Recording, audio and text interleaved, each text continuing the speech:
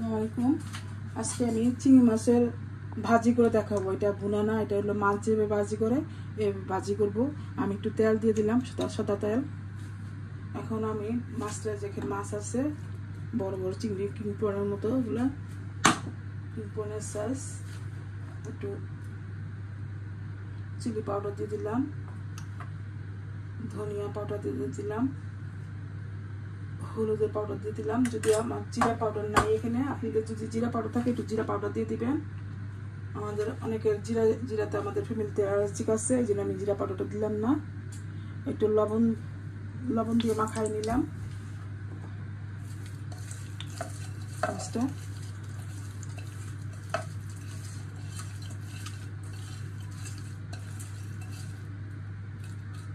লবণ দিয়ে ভালো করে মাখাই নিলাম।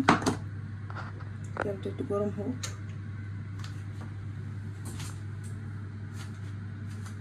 এখন আমি দিয়ে দিচ্ছি মাছগুলা।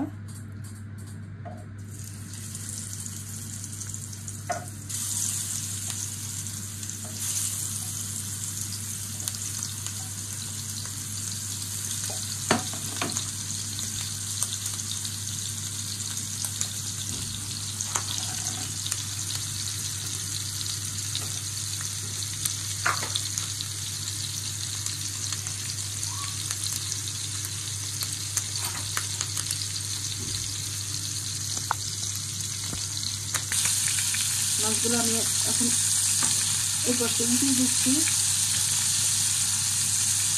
এভাবে আপনারা খেয়ে দেখবেন, অনেক টেস্ট হয়। আর মাছের ভুনার চেয়ে এভাবে টেস্ট হয়, মাছের ভাজি এভাবে। চিংড়ি মাছটা নেওয়ালি হয়ে গেছে।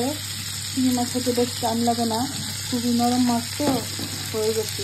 মাছটা আমি এখন 2 থেকে ভেজে নিলাম, উঠাই রাখবো।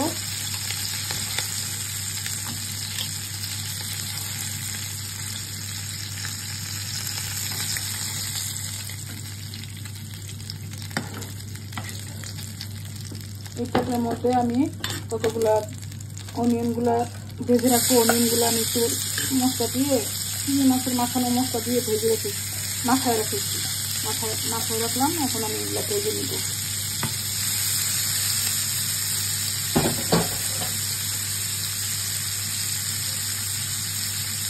অনিয়নগুলো ফ্রাই হয়ে গেছে, আমি মাছের উপরে ঢেলে দিলাম।